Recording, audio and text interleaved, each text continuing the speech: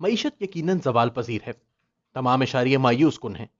G D P growth اور مہنگائی کے حوالے سے ہم انڈیا، سری لنکا اور بنگلہ دیش تو کیا اس سال افغانستان سے بھی بدتر صورتحال سے دوچار رہے۔ گزشتہ چند سال میں ایک بڑا نقصان یہ ہوا کہ ہمارے ریاستی ادارے متنازع ہوئے۔ تبدیلی لانے کے لیے عدلیہ کو جس طرح استعمال کیا گیا اور سیاسی معاملات کو جس شدت کے ساتھ اس کے ذریعے نمٹانے کی کوشش کی گئی، اس کی وجہ سے عدلیہ کا اب وہ مقام نہیں رہا جو ججز بحالی کے بعد تھا۔ ایک اور سنگین ترین نقصان یہ ہوا کہ فوج اور اس سے متعلقہ اداروں کو پی ٹی آئی کے ساتھ نتھی کر دیا گیا، جس کی وجہ سے پی ٹی آئی مخالف سیاسی اور غیر سیاسی عناصر ان کے کردار کے حوالے سے سوال اٹھاتے رہے۔ کسی بھی قومی اور ریاستی ادارے کے لیے اس سے زیادہ نقصان دہ صورتحال کوئی اور نہیں ہو سکتی کہ اس کو سوسائٹی کے کسی ایک طبقے سے جوڑ دیا جائے یا پھر کوئی طبقہ اس کو اپنا مخالف سمجھے۔ گزشتہ چند سالوں میں پاکستان کو ایک اور شدید نقصان میڈیا کو ناقابل وقت بنانے کی صورت میں پہنچا۔ تبدیلی لانے کی خاطر میڈیا کو تقسیم کیا گیا، اس کی آزادی چھین لی گئی، اس کے قابل وقت اداروں اور کرداروں کو دباؤ میں لایا گیا۔ الحاظ القیاس اسی طرح پارلیمنٹ میں وقت ہوئی، انتخابی عمل میں جو طریقے استعمال ہوئے، اس کی وجہ سے کوئی بھی سیاسی جماعت یا کوئی باضمیر شخص اس کو حقیقی معنوں میں قوم کی نمائندہ پارلیمنٹ ماننے کو تیار نہیں، سوائے پی ٹی آئی کے۔ مذکورہ سب نقصانات سنگین ترین ہیں، لیکن ایک نقصان ایسا ہوا ہے کہ جس کی طرف لوگوں کی توجہ نہیں جاتی۔ وہ ہے ملک میں پولرائزیشن کے کلچر کا فروغ اور معاشرتی قدروں کی پامالی۔ اس حوالے سے عمران خان نے بعینہ وہی کردار ادا کیا جو امریکہ میں ڈونلڈ ٹرمپ نے ادا کیا۔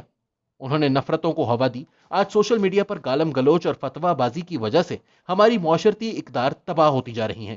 افسوس کہ سوشل میڈیا کے اس استعمال کی بنیاد پی ٹی آئی نے رکھی۔ ایک تو پی ٹی آئی کے سوشل میڈیا کی مرکزی اور صوبائی ٹیمیں تھیں، دوسری طرف جہانگیر ترین، اسد عمر، عارف الوی، عثمان ڈار اور اسی طرح کے دیگر لوگوں نے اپنی اپنی ٹیمیں بنا رکھی تھیں۔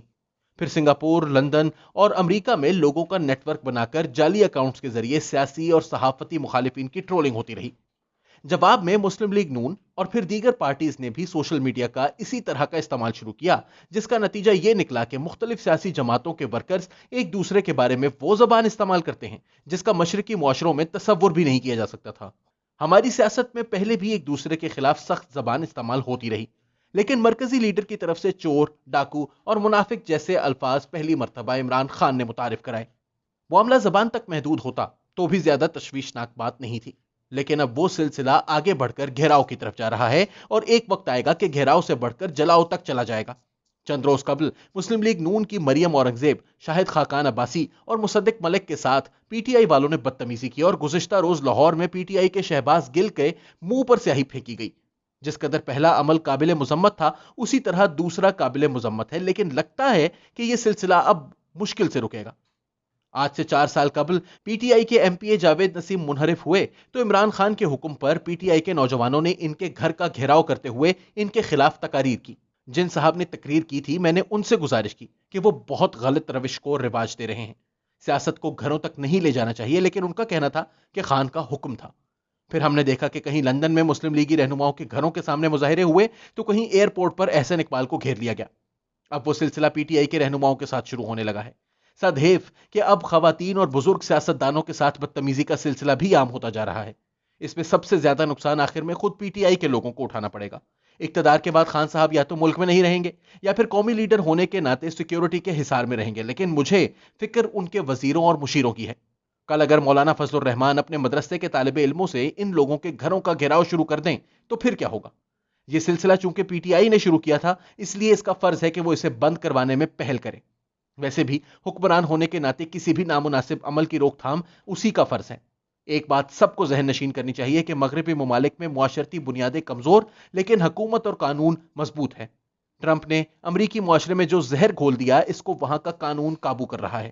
پاکستان میں حکومتیں کبھی مضبوط نہیں رہیں اور قانون نے ہمارے معاشرے کو قابو میں رکھنے میں کبھی بنیادی کردار ادا نہیں کیا۔ ہمارا معاشرہ مضبوط تھا، کہیں قبیلے کے سربراہ نے لوگوں کو اکٹھا کیا ہے، کہیں گاؤں کے بزرگ اور مسجد کے امام نے۔ ان مضبوط معاشرتی بنیادوں نے ہی پاکستان کو جینے کے قابل رکھا ہوا ہے۔ یہ معاشرتی دیواریں گر گئیں تو خانہ جنگی کو کوئی نہیں روک سکے گا، اور مقرر عرض ہے کہ اس میں زیادہ نقصان پی ٹی آئی والوں کو اٹھانا پڑے گا۔